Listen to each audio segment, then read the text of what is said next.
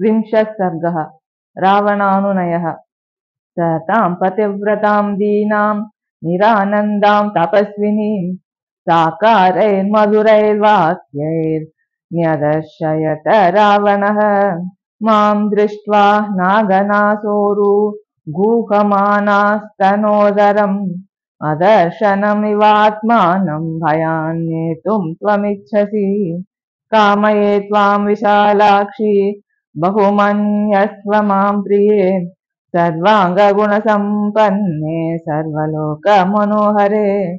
नेह केचिन्मनुष्या वा राक्षसाः कामरूपिणः व्यपसर्पतु ते सीते भयं मत्तः समुत्थितम्। स्वधर्मो रक्षसां भीरु सर्वथैव न संशयः। गमनं वा परस्त्रीणां हरणं सम्प्रमत्य वा। एवं चैतदकामां तु न त्वां स्प्रक्ष्यामि मैथिली।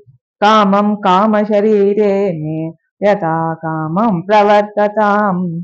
देवि नेह भयं कार्यं मयि विश्वसिः प्रिये प्रणयस्व च तत्त्वेन मैवं बुभूषोकलालसा।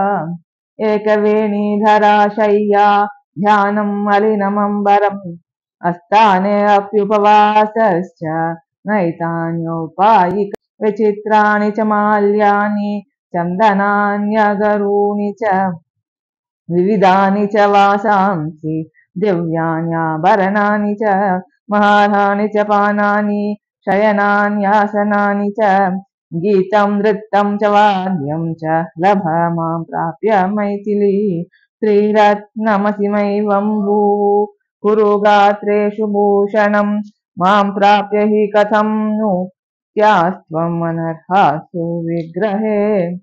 इदं ते चारु सञ्जातं यौवनं यति वर्तते यदतीतं पुनर्नैति श्रोतः शीघ्रम् अपामिव त्वां कृत्वोपरतो मन्ये रूपकर्ता स विश्वसृत्।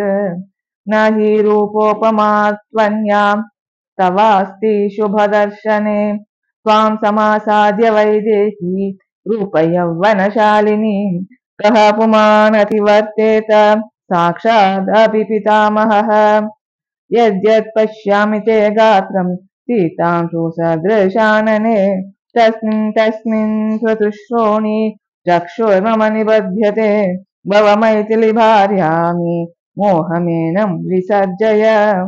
बह्वीनामुत्तमस्त्रीणां ममाग्रमहिषी भव लोकेभ्यो यानि रत्नानि सम्प्रमत्याहृतानि वै तानि मे भीरु सर्वाणि राज्यं चैतदहं च ते।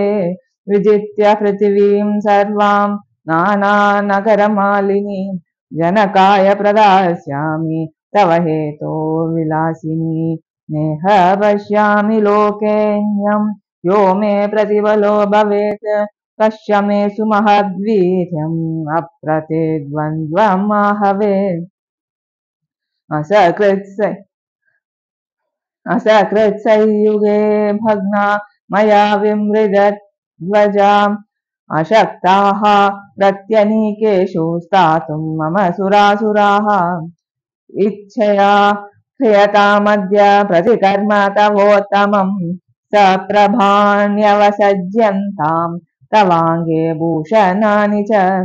साधु पश्यामि ते रूपं संयुक्तं प्रतिकर्माभिसंयुक्ता दाक्षिण्येन वरानने।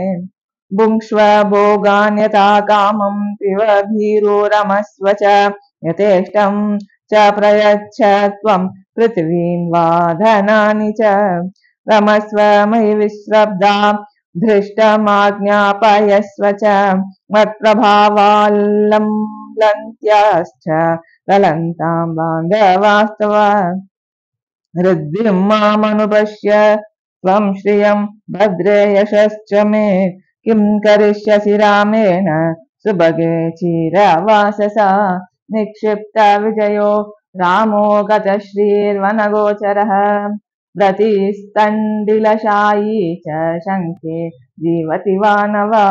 न हि वैदेहि रामस्त्वां द्रष्टुं वाप्युपलप्स्यते पुरोबलाकैरसितैर्मेघैर्ज्योत्स्नामिवावृतां न चापि मम हस्तात् त्वां न प्राप्तुमर्हति राघवः हिरण्यकशिपुः कीर्तिम् इन्द्रहस्तगतामिव चारुस्मिते चारुदति चारुनेत्रे विलासेषु दारेषु प्रतिन्नोपलभाम्यहम् अन्तःपुरनिवासिन्या प्रियप्रवरा स्त्रियः तास्त्वां परिचरिष्यन्ति श्रियमप्सरसो यताम् यानि वै श्रवणे क्रमैः नदनेन मया तुल्यस्तेजसा यशसापि वा पिब विहर रमस्व भूमितरुजाल सन्ततानि भ्रमरयुतानि समुद्रतीरजानि कनकविमलहार